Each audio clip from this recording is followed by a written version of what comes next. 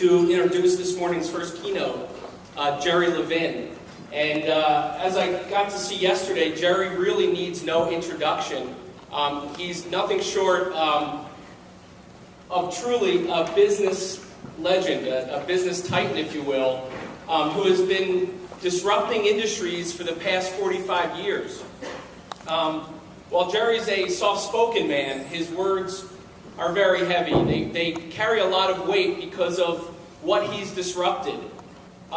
Jerry and a couple of people in a small room many years ago founded HBO and disrupted the movie industry as we know it. I also learned that as a result of that disruption, he went on to disrupt programming on television as we know it when he launched the first on-demand system.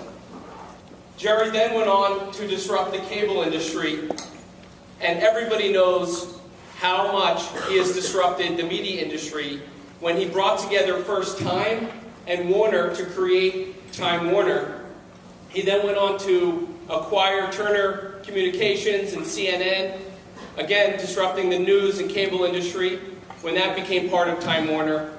And then, as everybody remembers, he brought together as a visionary, I think quite frankly, perhaps a smidgen too early, the internet together with the media industry when he came together with AOL and created AOL Time Warner. About 10 years ago, Jerry launched an initiative and a passion for wellness when he launched MoonView Sanctuary in California. And this week, I'm happy to say that Jerry has announced his next disruptive sector, and you guys are lucky enough to be here to witness it. Jerry made his first investment outside of MoonView Sanctuary in my company, OrganizedWisdom. And he's here today to explain this moment of disruption that we're all in. And everyone, yesterday, as I was talking to people about the panels and the discussions, I've heard the rumblings of same things they said last year, and same things they said the year before, and same things they said the year before. But today, I can tell you that I'm going to be asking Jerry about what happens when industries undergo disruption. And I can guarantee you, healthcare and health and wellness is in a moment of disruption. And so, with that being said, I'd like to ask Jerry the first question, truly about, I think, what a lot of people were wondering when they saw his name as the keynote this morning, because he's not the most likely person to show up at a keynote at DTC. Jerry, why are you here? Actually, before I start,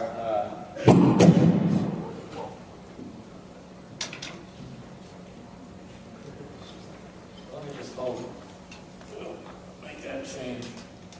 This is a little bit like American Idol. For those of you who thought Steve's introduction was really good, text 1, 2, 3. Why am I here? Most of my life's work has been storytelling. And for much of that time, I was devoted to enabling and inspiring stories in the form of entertainment and news. I was probably not a tad, but pretty arrogant to think that entertainment was important to relieve the unremitting boredom of most people's lives and give them some outlet. But the news side was always very important, to give people understanding, to enable them to live their lives with greater appreciation of what was going on. But I think what I failed to see was that these global stories, and of course it was an exciting period, but I overlooked the most fundamental stories, and that's really the stories of people's lives. And so that's really why I'm here, that what is most elegant and important is really understanding the uniqueness of everybody's story, every individual, and respecting that, and enabling them to live a life that has an integrated body, mind, and spirit in a way that, I don't think we've seen before. Let me just to show you the personal transformation. We had a mission statement at Time Warner. The mental health facility that I'm now eminently involved with, we have a mission statement.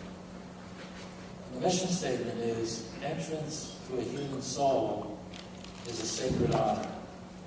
And what we celebrate, and this may seem off the mark for you, but I think it's quite relevant, is that everybody is unique.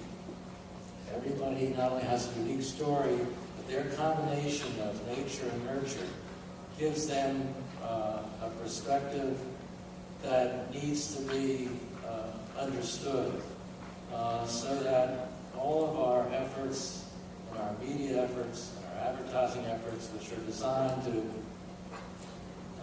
network a message, somehow goes past the distinctive individuality of everyone. So basically I'm here, we can get even more stories about it, because that's what I think is most important, is finding a way to understand the desire that people should take control and express themselves and understand, particularly as it relates to their happiness, what's most fundamental in their happiness, and that's health and wellness. Stephen, just one thing that's occurred to me.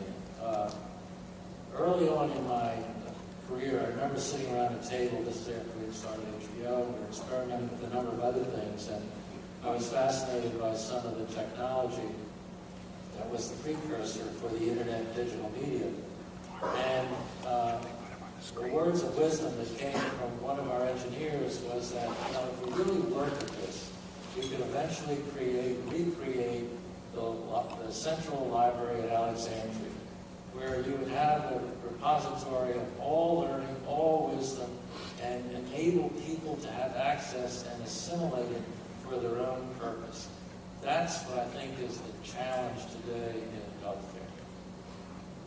So, Jerry, I set up this idea that this industry is in a moment of disruption, and I'm sure there's a lot of people in the audience who've been coming to conferences and meeting with their bosses and sitting in meeting after meeting after meeting, believing that it's going to be the same old year after year, and that there's not truly a moment of disruption here. What happens when an industry goes through disruption?